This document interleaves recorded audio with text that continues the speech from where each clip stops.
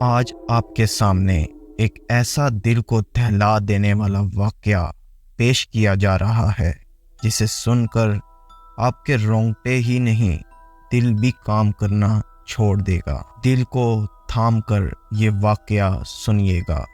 یہ واقعہ میری بچپن کی دوست فیری خان کے ساتھ پیش آیا۔ انہی کی زبانی سنتے ہیں۔ یہ تقریباً 2 دہائی قبل کی بات ہے۔ ہماری خالہ کی شادی تھی۔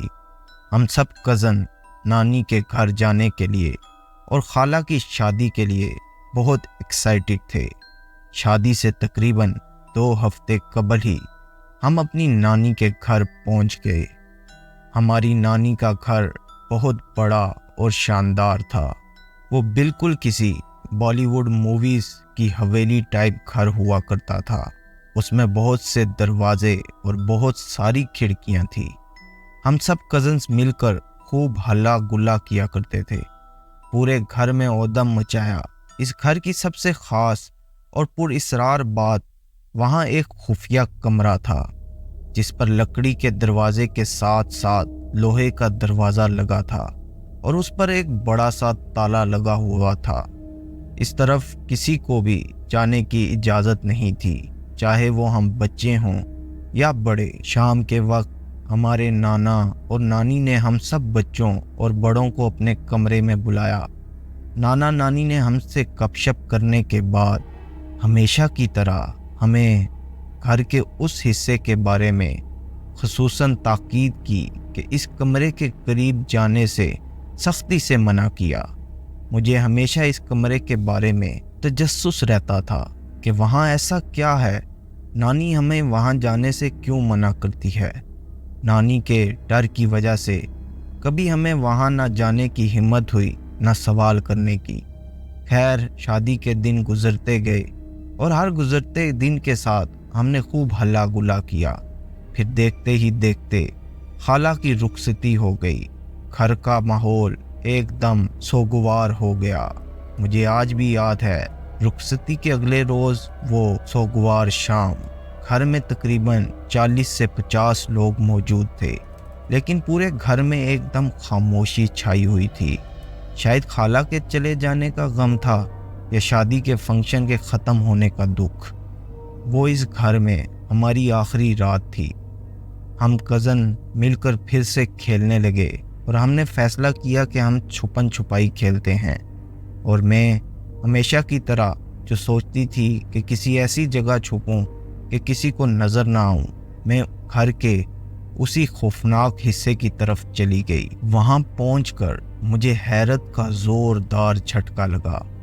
گرل کا دروازہ تو بند تھا، تالا لگا ہوا تھا، لیکن اندر لکڑی کا دروازہ ہلکا سا کھلا ہوا تھا اور وہاں لائٹ جلی ہوئی تھی۔ میں نے حیرانگی سے مارے ڈر کے اندر جھانکنے کے لیے آگے بڑھی۔ گرل کے دروازے کے قریب پہنچ کر میں نے اندر جھانکنے کی کوشش کی تو اس کمرے کی لائٹ ایک دم بند ہو گئی اور پھر پورے گھر میں بجلی بند ہو گئی۔ میں ڈر کے مارے فوراً پیچھے بھاگنے لگی تو مجھے کسی چیز نے گود میں اٹھا لیا۔ میں چیخنے کی کوشش کی لیکن میرے منہ پر کسی نے ہاتھ رکھ دیا۔ میں زور زور سے ہاتھ پیر چلانے لگی اور رونے لگی، لیکن وہ ہاتھ اتنا مضبوط اور بے رحم تھا کہ میں بے بس ہو کر رہ گئی۔ آج بھی وہ ہاتھ کی سختی مجھے یاد آتی ہے تو میں کانپ جاتی ہوں۔ کچھ دیر بعد لائٹ آ گئی تو مجھے نیچے اتار دیا گیا۔ میں ایک عجیب سے کمرے میں تھی۔ میں نے پیچھے مڑ کر دیکھا تو چھوٹے قد کی ایک بونی سی خاتون کھڑی تھی جس کا قد مشکل سے میرے سے بھی آدھا ہوگا۔ میری عمر اس وقت 10 سال تھی اور اس بونی خاتون کا قد میرے جتنا تھا، لیکن عمر میں بڑی عورت لگ رہی تھی۔ اچانک ایک روبدار آواز ابھری، اربزانہ، یہ کس بچی کو اٹھا کر لائی ہو؟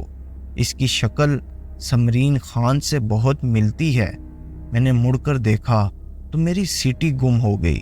کمرے کی دوسری طرف ایک ہی شکل کے 10 اور بونے کھڑے ہوئے تھے۔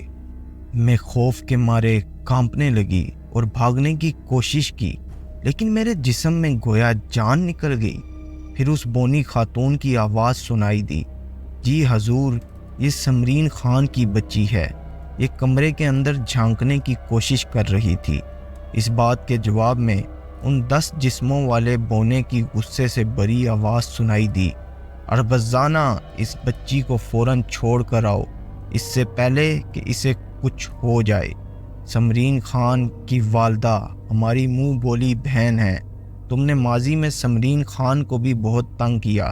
آئندہ اس بچی کو کبھی تنگ نہ کرنا، ورنہ تمہیں اس بار سزا ملے گی۔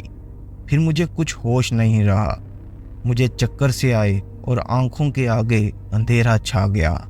جب ہوش آیا تو میرے سب کزن مجھے جھنجھوڑ کر جگا رہے تھے، فیری اٹھ جاؤ، فیری اٹھ جاؤ، تم چھپن چھپائی کھیلتے ہوئے بھی سو جاتی ہو، تم کتنی عجیب لڑکی ہو۔